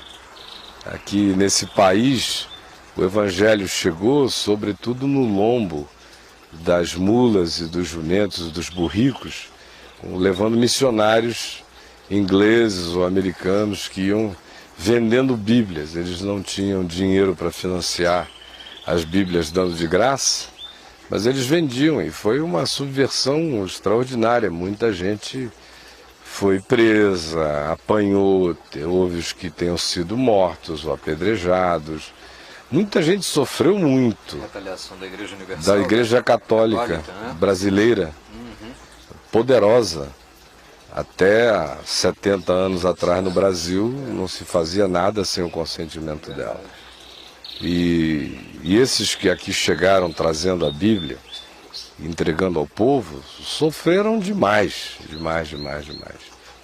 E você compara isso com essa moleza, com essa geleca, com essa coisa amorfa, ou interesseira, ou nojenta, ou melada de interesses financeiros que a gente vê animando muitas das casas que são supostamente as promotoras da Bíblia. Tem uma pergunta aqui com relação a isso, que o Fernando quer saber qual que se aproxima mais do original, a brasileira, que tem mais relação com o original. Olha, eu Versão. sinceramente não creio que no Brasil haja uma Bíblia bem melhor do que a outra nas suas versões. Eu toda hora que sai uma Bíblia nova, eu dou uma lida assim, geral, ou eu vou em alguns textos que eu acho que são de importância capital, para ver como foram traduzidos. E com exceção das Bíblias Testemunhas de Jeová, ou da versão na linguagem de hoje, primeira que saiu, que era extremamente chula, as demais tem variaçõezinhas para lá e para cá, mas que quem aprendeu a ler a palavra não fica mais preso às variações de uma palavra ou de uma expressão, porque você não lê mais a letra, você aprendeu a ler o contexto.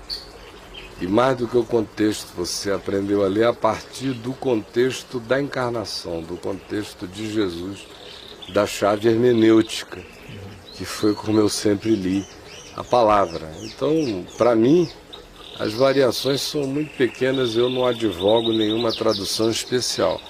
Eu uso esta aqui, da Sociedade Bíblica do Brasil, um presente da minha mãezinha no tempo em que não havia essa proliferação de Bíblias, nem de sociedades bíblicas, muito menos de briga entre as sociedades bíblicas. Essa é João Ferreira? Essa é João Ferreira de Almeida, é a tradução da Sociedade Bíblica do Brasil, e ela já está comigo, essa Bíblia, há muito tempo. Foi a segunda Bíblia que eu tive, a primeira ficou 2 anos comigo e eu perdi. Era uma Bíblia da minha mãe, toda anotadinha por ela. E eu perdi em cima do carro. Um menino novo, Ciro, Davi, pequenininhos, indo e voltando para a igreja, pregando a palavra, com berço, com aquele monte de coisa. Você, às vezes, bota a Bíblia em cima do carro enquanto vai abrir uma mala para botar coisas assim. Nessa história eu perdi aquela primeira Bíblia que a mamãe tinha me dado, que havia sido dela boa parte da vida. E ato contínuo, ela me deu esta aqui, mesma tradução, essa já toda ela anotadinha por mim. Portanto, eu ganhei essa Bíblia em 75, nós estamos em 2010, desde então é a única Bíblia na qual eu leio regularmente. 35 anos. Lendo na mesma Biblinha. Tem um... Tem cheiro de milhares de cruzadas e pregações e congressos e tudo. Tem quanto tempo você está com ela, Caio? 35 anos. Tem uma pergunta aqui que fala assim: Caio, os atuais possuidores das verdades bíblicas necessitam ser confrontados com uma nova reforma por meio da leitura a partir da visão de Cristo? Pois é, eu acho que o problema aqui que a gente tem na tradução da Bíblia é que não basta a tradução da Bíblia, especialmente da Bíblia, quando você põe o Velho e o Novo Testamento no mesmo livro. A gente pode não achar que isso seja chocante, mas para uma pessoa que começa a ler a Bíblia sem o entendimento que, por exemplo, a minha mãe deu ao meu pai quando ele iniciou a leitura, que ele queria começar, ele leu Hebreus, ficou impressionado, aí quis começar do Gênesis. Aí a minha mãe disse: não, olha, esse é um livro diferente, a gente não tem que começar a ler esse livro do início, a gente só entende bem esse livro se começar a lê-lo do fim.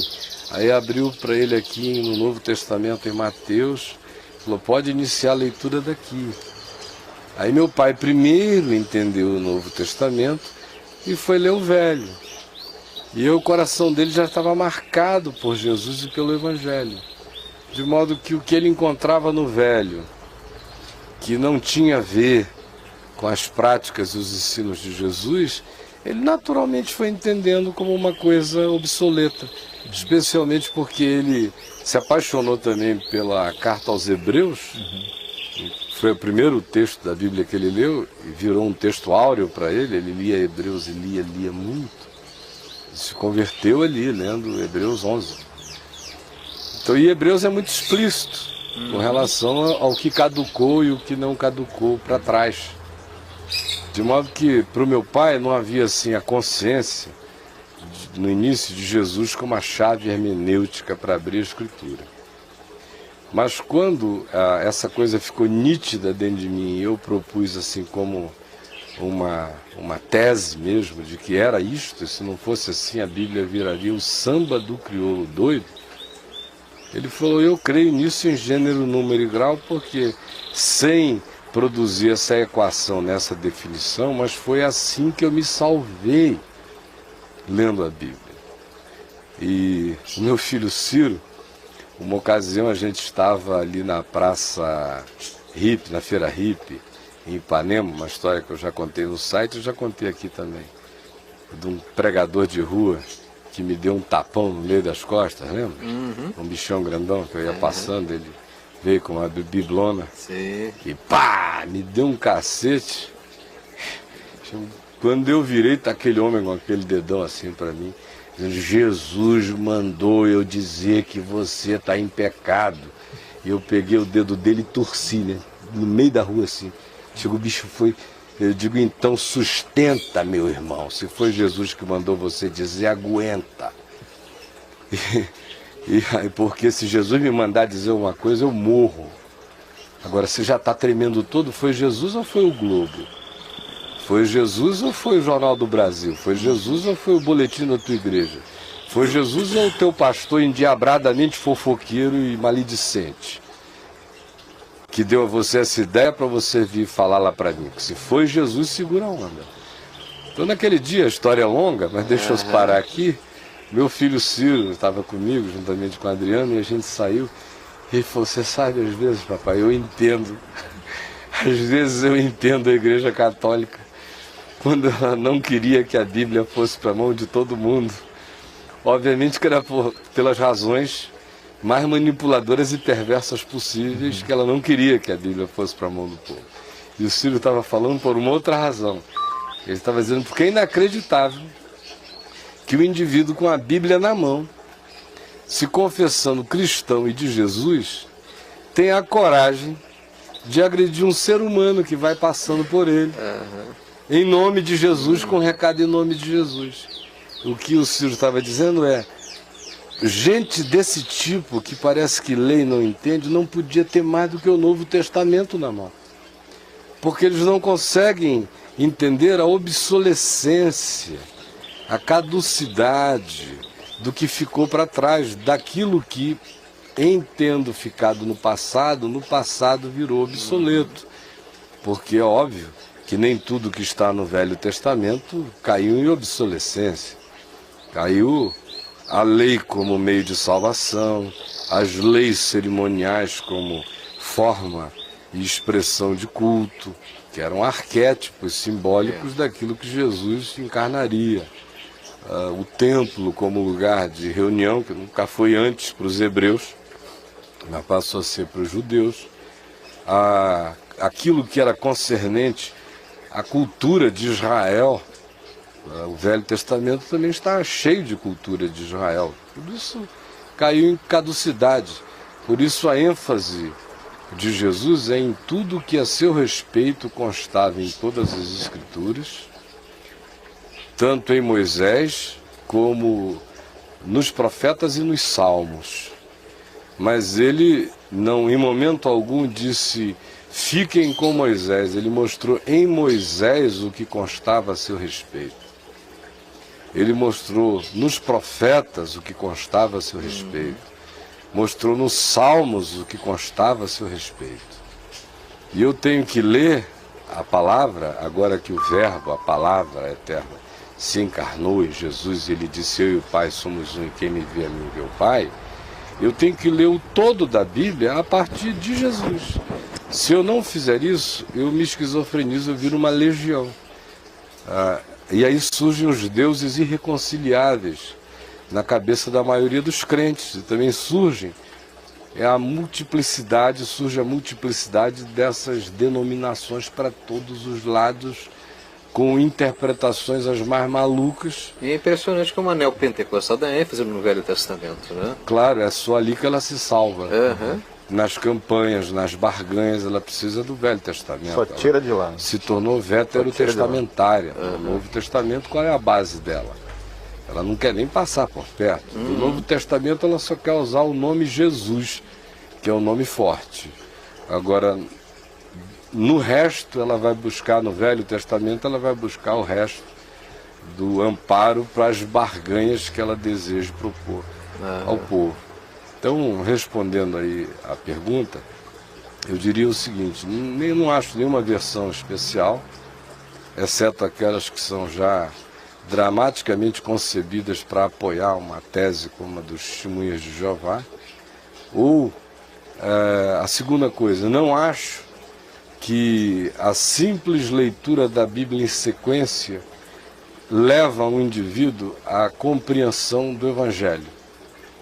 Não necessariamente. Porque na maioria das vezes ele já lê com a pré-compreensão religiosa de quem deu a ele a Bíblia. E a maioria dos que fazem isso já o fazem, especialmente afirmando a Bíblia como tese, e não Jesus como tese única e essencial. Então a tese acabou virando a Bíblia. E a Bíblia como tese é a mãe de todas as heresias, porque a partir dela eu construo qualquer heresia que você queira. Construo milhares. Se eu quisesse ser um herege, eu seria um herege da pesada.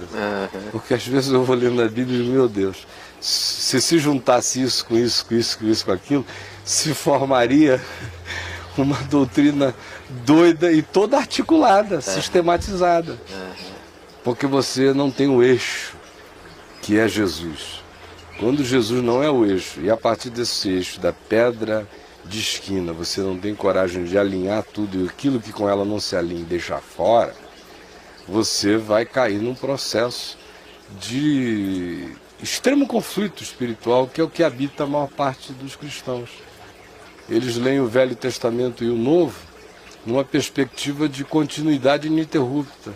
Eles não creem de fato que Jesus cancelou o escrito de dívida que havia contra nós e que constava de ordenanças, de mandamentos, os quais nos eram prejudiciais e que Jesus removeu inteiramente, encravando-o na cruz, tendo despojado os principados e as potestades, publicamente os expôs ao desprezo, triunfando sobre eles na cruz. Mas não creem nisso de fato e de verdade, não. Jesus é um apêndice à revelação, para a maioria dos cristãos. É o apêndice dos apêndices. É uma cereja. É um presente de luxo à revelação. E que serve para a gente seduzir as pessoas na chegada. Venha Jesus, Ele ama você, como você está, de qualquer jeito, venha. Ele é amigo de pecadores. Aí o cara acredita e vem.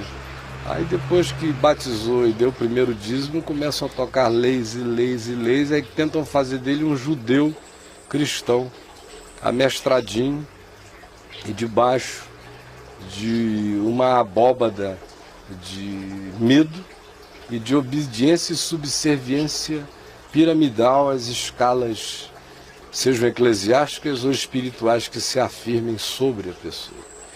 Então não basta colocar a Bíblia na mão das pessoas. É preciso colocar, mais do que a Bíblia, o Novo Testamento nas mãos das pessoas, porque o Novo Testamento fala de si mesmo, sobre Jesus. Mas a coletânea toda fica muito confuso. Você se achar que fez um grande favor ao indivíduo simplesmente dizendo, começa a ler essa Bíblia aqui, ó. Leia a palavra de Deus. Aí o cara começa a ler em Gênesis, aí começa a sentir uma inveja de Abraão danada. Meu Deus, o cara pegou 2, 3, não sei o quê. Pô, a maioria dos que eu vejo por aí vai lendo. Eu mesmo me lembro, Bom era lá quando naquela eu comecei época. a ler o Velho Testamento, de vez em quando eu dizia, mas papai, por que esse cara... O cara bombou. E eu aqui tô nessa situação. Aí é conflito, aí vem, aí um outro mente pro outro lado, aí o outro vai dar uma volta não sei quem, e a história vai, o cara vai ficando doidinho. Conclusão, ele vai construindo uma espiritualidade que quando ele chega no Novo Testamento, se é que ele chegue lá, ela já está toda reforçada pelos padrões da primitividade da fé, segundo o Velho Testamento, da incompletude da visão e da revelação do Velho Testamento, se não essa, pessoas que tinham entendido supostamente que em Jesus tudo tinha ganho a sua completude, estavam agora querendo fazer termos de conciliação com as coisas que não eram, que eram apenas válidas enquanto aquele que viria não tinha vindo. Mas depois que aquele que veio chegou e se encarnou, o que o anunciava como sombra perdeu seu significado diante da concreção, da materialização, da encarnação, da concretude daquele que antes era uma promessa e agora é um fato da história. O testemunho é que, de fato, em Cristo, a graça e a verdade se encontraram e se beijaram. E, de fato, Deus se encarnou em Cristo. E tudo mais para trás só tem validade se reforçar o significado do que Jesus ensinou, com a clareza do que Jesus ensinou. Mas se obscurecer, se relativizar, ou se quiser tornar-se um apêndice forçado do que em Jesus já elimina tudo que antes era apenas simbolização, porque em Jesus tudo virou plenitude, a tentativa de agregar essas coisas de novo com o mesmo peso é trabalhar contra a encarnação, é trabalhar contra o próprio Evangelho, de modo que nesse sentido, toda hora eu vejo o Velho Testamento sendo usado para desconstruir o Novo.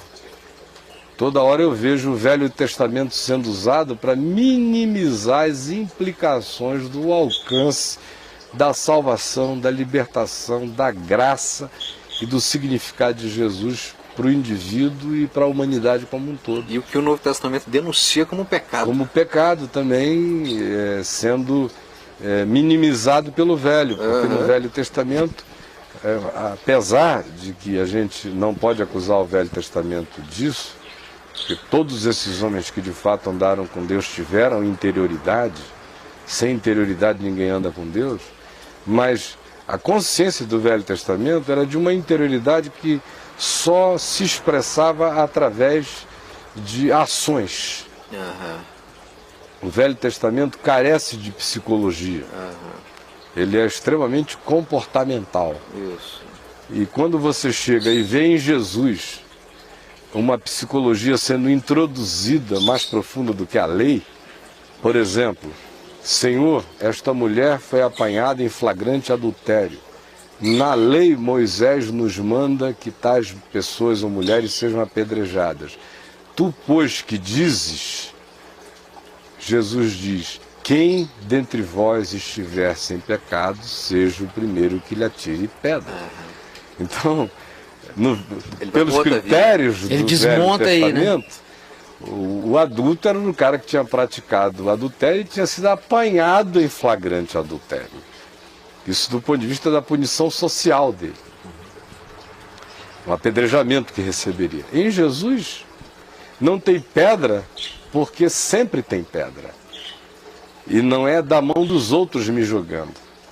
É da minha consciência. E ele reforça o significado da consciência. Se não surgir uma consciência dentro dessa mulher, vocês vão fazer só uma montanha de pedras. E vocês vão virar estátuas de pedra enquanto a apedrejarem. Porque quem com ferro fere será ferido, e quem com pedra pedrado ficará. Vai virar pedra também.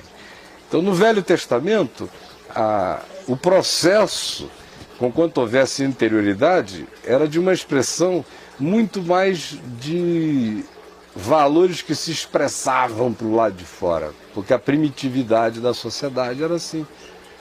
A gente tem que sempre lembrar que Jesus se encarna depois dos gregos terem expandido a consciência humana extraordinariamente em relação à filosofia e à pré-psicologia que os gregos trouxeram.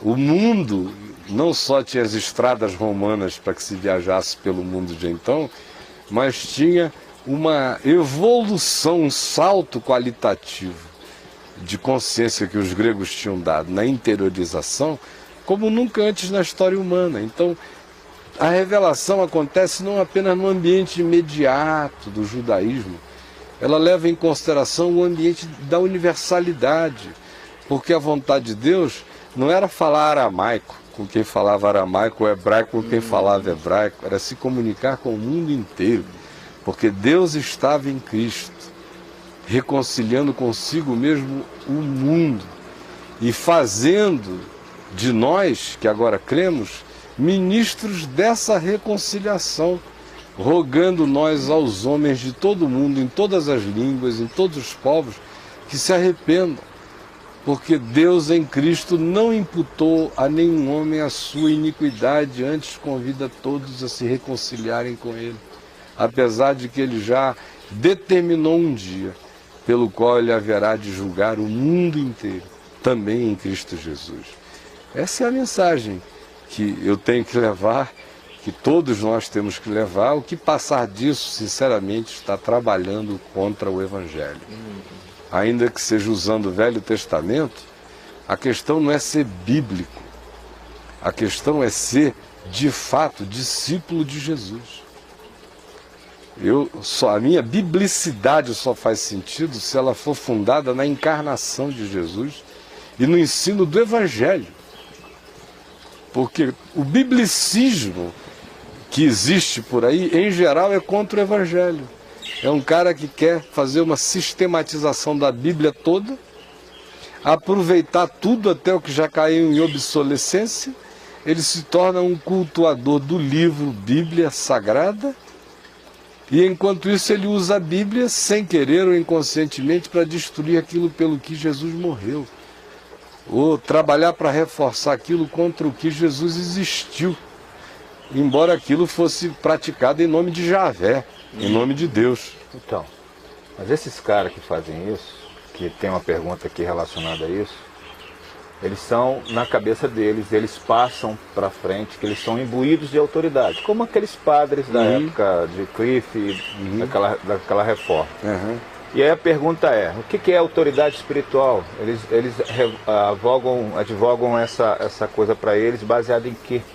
Em nada, eles baseiam-se na pagelança, baseiam-se no paganismo, baseiam-se no sacerdotalismo judaico exacerbado, porque essa história de principais sacerdotes que a gente lê no Novo Testamento, nem no Velho tinha.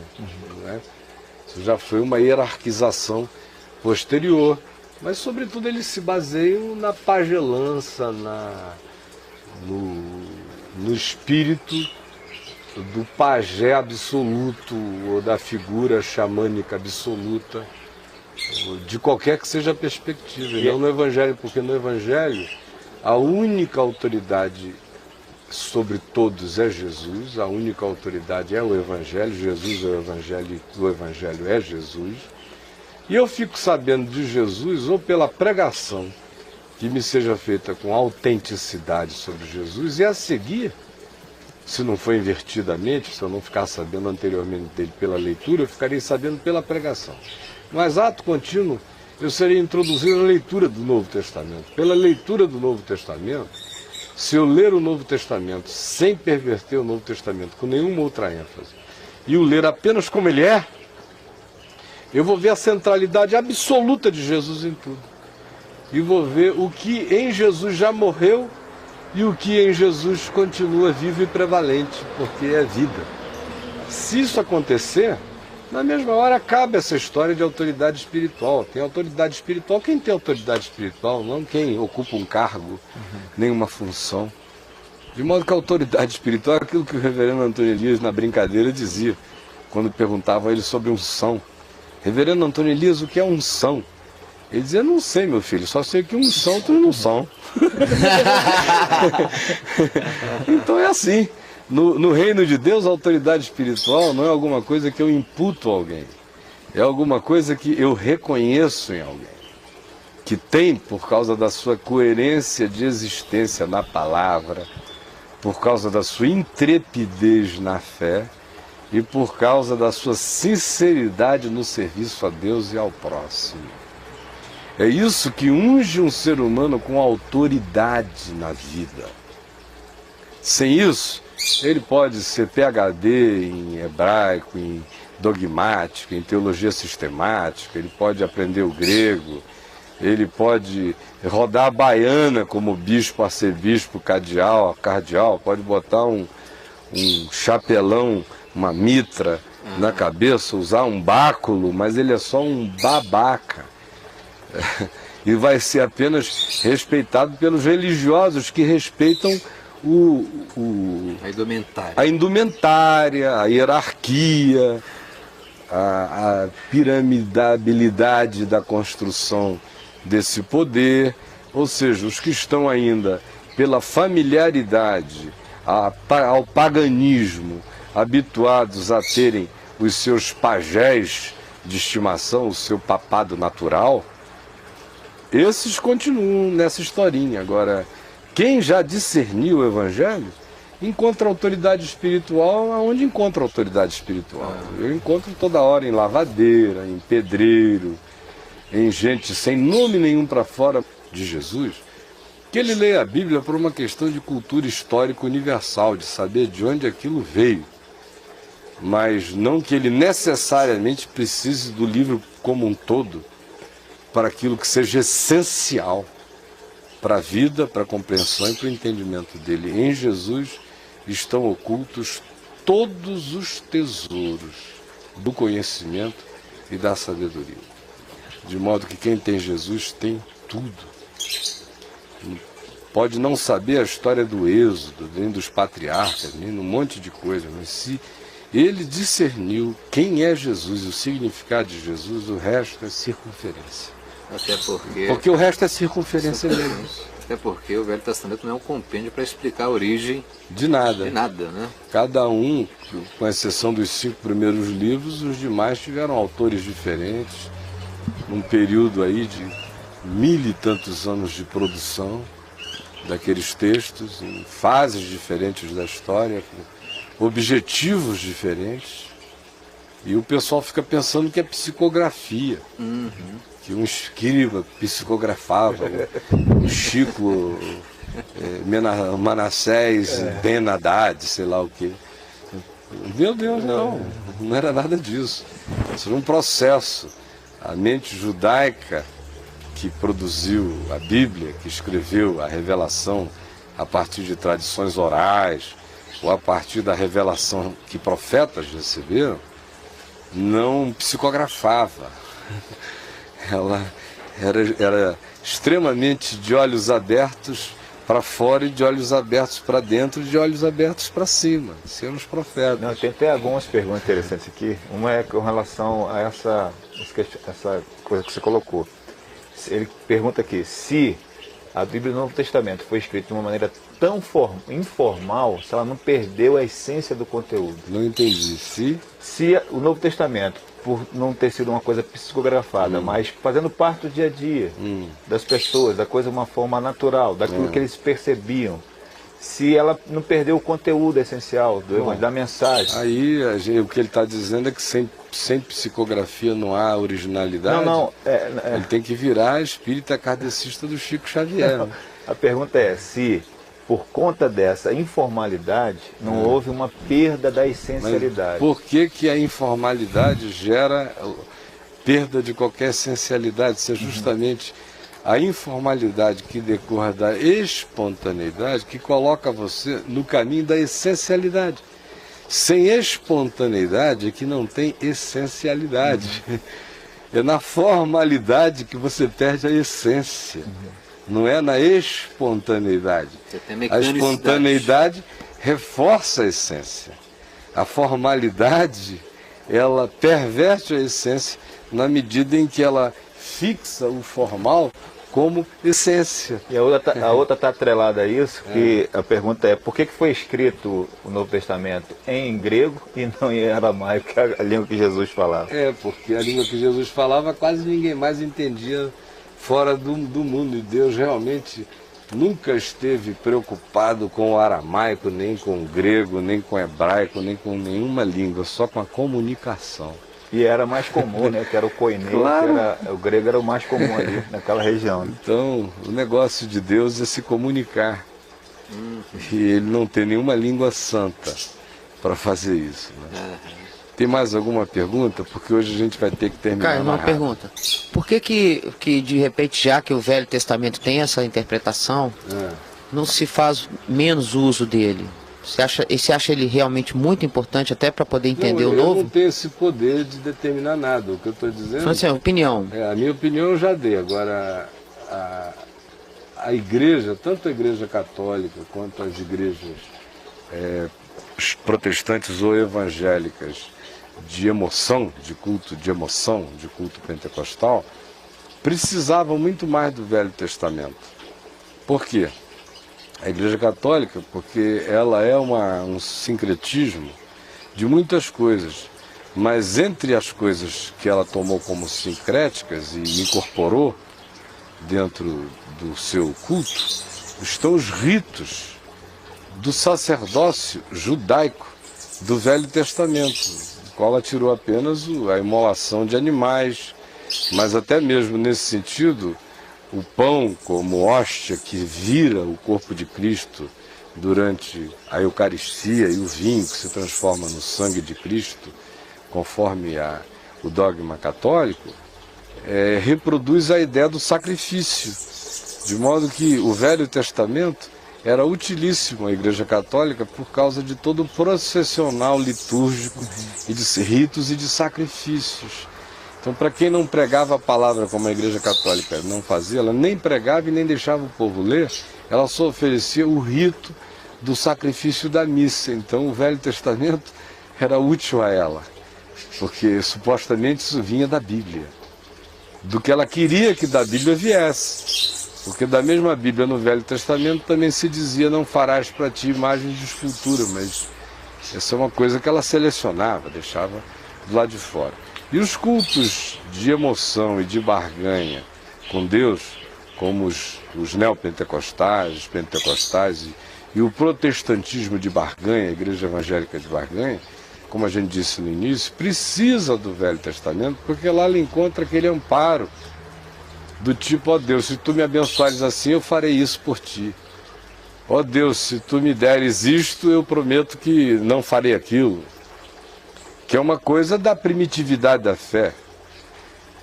Eu tenho filhos adultos, que se chegassem hoje para mim dizendo: papai, se você fizer isso por mim, eu prometo que eu não farei aquilo, eu ia dizer: olha, você já é um homem, mas está precisando apanhar.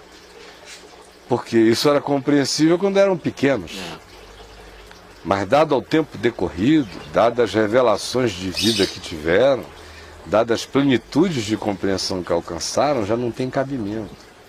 Então era uma coisa que cabia em Jacó, mas não cabe em Paulo.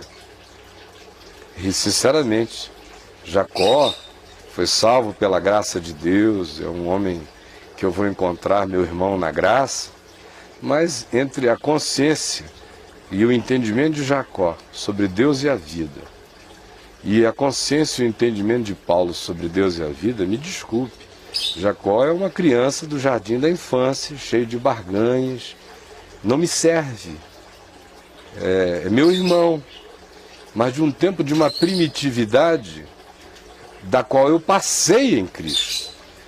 Ele vivia do que não era ainda, do que não tinha vindo. Ele vivia de esperanças que se simbolizavam e se materializavam em alguns elementos que apontavam o que viria. Mas depois que aquilo que era apontado como um dia a ser aguardado veio e se encarnou e disse que está tudo consumado nele, qualquer tentativa de retroação é como quem escolhe voltar para um estado de imbecilização, de apequenamento do entendimento. Porque é óbvio que Abraão viu os dias de Cristo e se alegrou e se regozijou.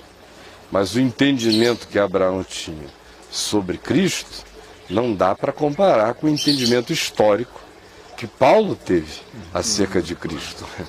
Então, todos os que antes foram salvos o foram em Cristo, antes da encarnação, em qualquer lugar da terra.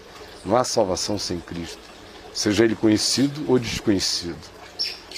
Mas depois que ele se encarnou, eu não troco o entendimento que nele eu possa ter e que no Evangelho eu alcanço pelo melhor da compreensão e do entendimento espiritual de quem quer que tenha vindo antes. Eu não troco a possibilidade de compreensão que eu tenha do Evangelho hoje pela que Isaías teve do proto-evangelho, porque ele profetizou 800 anos antes de Jesus se encarnar. Eu prego o Cristo encarnado. Ele profetizava a esperança da encarnação. Então, quem é que está em vantagem para discernir e compreender historicamente o significado das coisas? É Jacó na antiguidade? É Moisés lá no deserto de Midian peregrinando com o povo depois de ter passado a vida educado na corte egípcia com todas as perversões da corte egípcia? E 1300 anos antes de Jesus? Ou aquele que, após a manhã da ressurreição, compreendeu o significado do verdadeiro êxodo, que não tira você das garras de Faraó e nem do Egito, mas liberta você das garras da morte, do diabo, do inferno, da religião, até da lei de Moisés. Então quem é que alcançou entendimento maior? Então por que eu vou voltar para a primitividade das coisas se eu já nasci para além da primitividade delas? Isso é que é começar no espírito e se aperfeiçoar na carne.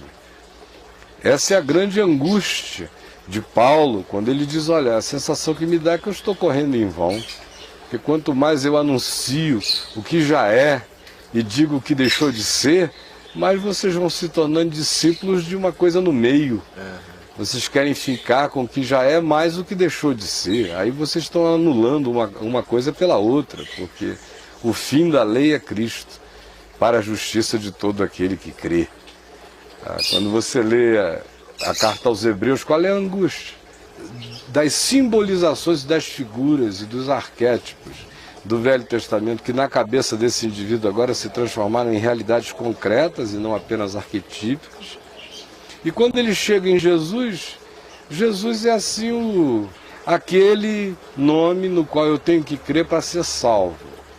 Mas a minha santificação vai ser vivida ou com os critérios da lei do Velho Testamento, ou o cara desiste dessa ideia e se apega a Jacó para ser um enganador, a Sansão para descer o cacete em quem ele quiser. Ele vai escolhendo as figuras antigas e primitivas da Bíblia para fazer o samba do crioulo doido na cabeça dele. E tem os sinceros, que não entendem, chegam a pensar que são dois deuses, duas revelações, de tão antagônicas que as coisas são. De modo que não basta entregar a Bíblia. Se o indivíduo tiver alguma pré-compreensão religiosa, ocidental, cristã, entregar a Bíblia na mão dele, vai bagunçar ainda mais a cabeça dele se ele começar a ler do Velho Testamento.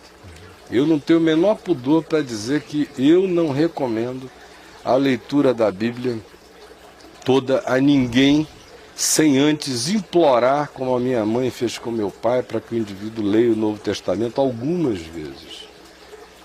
Porque se entrar a ideia do Evangelho no coração dele, o entendimento do Evangelho de verdade, e ele se fascinar por Jesus de maneira absoluta, ele está pronto para vencer Moisés, e ver em Moisés apenas o que acerca de Jesus ali consta, ou então ler o resto como história da revelação, na evolução da revelação, na progressão dela até a sua consumação e o seu clímax em Jesus, sem se perturbar.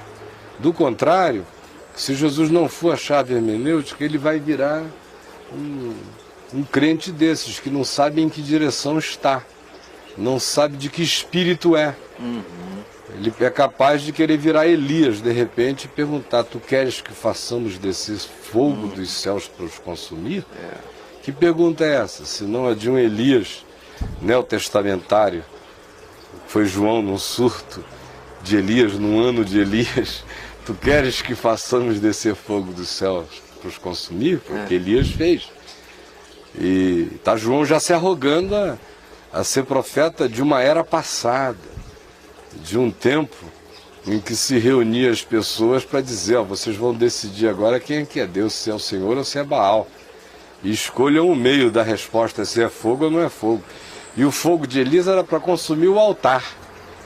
João, lendo o Velho Testamento e não tendo internalizado que Deus é amor ainda, queria fazer fogo do céu descer sobre os samaritanos.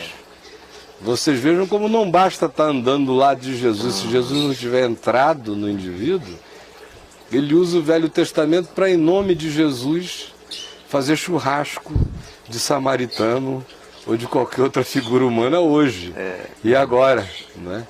Então, se o sujeito não souber de que espírito ele é, ele vai virar apenas um grande hipócrita, conhecedor da Bíblia, raivoso, e vai encontrar, especialmente no Velho Testamento, amparo para qualquer que seja o surto de personalidade, ou de desejo, ou de carnalidade, seja ela sexual, seja violência, seja o ódio. Por exemplo, o salmo que a gente leu hoje aqui, lindo, Salmo 139, é um dos meus prediletos, mas o penúltimo versículo não passa no meu crivo como um discípulo de Jesus. Meu coração nunca leu aquilo em paz. O penúltimo versículo: não aborreço eu, Senhor, os que te aborrecem, né? Não abomino eu, Senhor, os que te aborrecem, aborreço-os com ódio consumado. Para mim são inimigos de fato. Ora, em Jesus eu não tenho mais inimigos. As pessoas podem se inimizar de mim, mas em Jesus eu não devo me inimizar de ninguém. Eu aborreço o procedimento, mas não aborreço a pessoa. Eu tenho que amar o meu inimigo e orar pelo que me persegue. Então, se você não tiver essa coragem para chegar e dizer o Salmo 139 é perfeito segundo o Evangelho, exceto por esse elemento de um tempo, de 1000 anos atrás, de 800 anos antes de Jesus, aonde a espiritualidade humana entendia esse tipo de zelo ainda como culto a Deus, exceto por aquele penúltimo versículo, eu fico com o pacote todo, e aquele versículo ali, que a meu ver perverte o espírito anunciado por Jesus no Evangelho para amar os inimigos e orar pelos que nos perseguem, passa a ser patrimônio da espiritualidade do indivíduo, dando a ele direito, como eu já vi milhares, de dizerem, não, eu o aborreço com ódio consumado. Para mim ele é um inimigo de fato. Eu, sinceramente, identifico inimigos do Evangelho, inimigos da cruz de Cristo, gente que trabalha contra o Evangelho, contra a vida, contra a cruz de Cristo, no ambiente cristão e no ambiente não cristão. Mas nenhum deles é meu inimigo. Eu sou inimigo das ideias deles, eu sou inimigo do procedimento deles, mas eles são objeto da minha oração sincera em amor para que Deus os converta e eles deixem de ser irradiadores do mal do mundo. Isso vai de ponta a ponta. Ontem, Adriano e eu estávamos vendo o telejornal, e aí estava mostrando lá um monte de gente. Eu falei, eu tenho orado diariamente por ele. Ela falou, por quem? Eu falei, pelo Obama. Todos os dias eu tenho orado pelo Obama. Eu falei, interessante, eu nunca pensei em orar pelo Barack Obama na minha vida. Eu falei, eu oro sempre por esses caras que estão investidos de autoridade, conforme Paulo disse, para que possamos viver uma vida mansa e tranquila, com toda piedade e respeito. Porque eles têm um poder de um demônio poderoso na Terra, de um diabo no planeta. E ore por ele, porque decisões que emanam dessas figuras tem cada vez mais o poder de mudar o mundo em um dia, em uma semana, em virar tudo ao contrário. Então, são figuras que, conforme Paulo, devem ser objeto da minha oração, não só o meu amigo, meu irmão, o anônimo, mas essas figuras públicas também. E daí decorrem poderes extraordinários, que podem fazer muito mal. Mas eu estou dizendo isso por causa da Bíblia. Se você não lê, por exemplo, a Bíblia com as categorias do Novo Testamento, você olha para as figuras do panteão político no mundo e escolhe aquelas pelas quais você ora bem e escolhe aquelas pelas quais você ora mal, como o crente faz. O crente, quando ora mal, faz a macumba dele, em nome de Jesus, é dizendo: tira, Senhor, remove, Senhor, arrebenta, Senhor. Você nunca vê o cara dizendo: converte, Senhor. Crente não crê na conversão de um Nabucodonosor, a menos que tenha algum crente lá do lado, como ministro. Mas ele não crê que Deus pode dar uma revelação em sonho, que o cara pode ser bombardeado por um pesadelo que lhe tire a paz e mude a vida dele, que o bicho pode enlouquecer. Quem é que deu aquela ideia a Deus? Ninguém. Daniel não disse: Senhor, enlouquece Nabucodonosor. Jamais. Ele estava ali fazendo o que ele podia para salvar a pele dele, o povo dele, e servir a Deus com integridade. Ô, Caio, você tem conhecimento acerca dos Gideões hoje? Porque eu lembro na década de 80, 90, Os Gideões como eles eram internacionais? profícuos. Não sei se ainda são em distribuição das Bíblias. Eu não Novo tenho Testamento. acompanhado, ainda anteontem eu recebi um telefonema do Jairinho, que trabalhou na Vinde, lá, chegou garoto na Vinde há uns 20 anos atrás, ou mais, trabalhou lá, é filho do reverendo Jairo Miranda, que foi secretário da Sociedade Bíblica do Brasil no Rio de Janeiro, e o Jairo mora aqui em Brasília e representa os Gideões. Ele me ligou querendo ir lá no Caminho da Graça, num domingo desse, desafiar pessoas a tornarem-se distribuidoras de Novo Testamento do Gideão, e também gente para contribuir financeiramente para a impressão daquele material. Eu gosto muito. Quando eu chego num hotel e encontro o Novo Testamento dos Gideões em quase todas as gavetinhas de hotel do planeta, em quase todas as línguas. E gosto muito que seja só o Novo Testamento. Porque se eu conseguir apenas colocar um Novo Testamento na mão de cada criatura humana na Terra, como cristão, eu fiz o melhor serviço que eu poderia ter feito. Mais do que colocar uma Bíblia inteira na mão de todo mundo. Porque a maioria, como eu disse, já lê a partir de algumas pré-compreensões. Sejam cristãos ou sejam cristãs pagãs, religiosas, ou sejam cristãs ou não cristãs e pagãs. Ou é o cristianismo paganizado, ou é a cultura não cristianizada, mas totalmente pagã. E que encontra uma interface extraordinária no primitivismo do Velho Testamento, para um bocado de coisa. Então, quando eu posso, eu entrego só o Novo Testamento para o indivíduo ler. Depois que ele leu e internalizou o entendimento do Novo Testamento,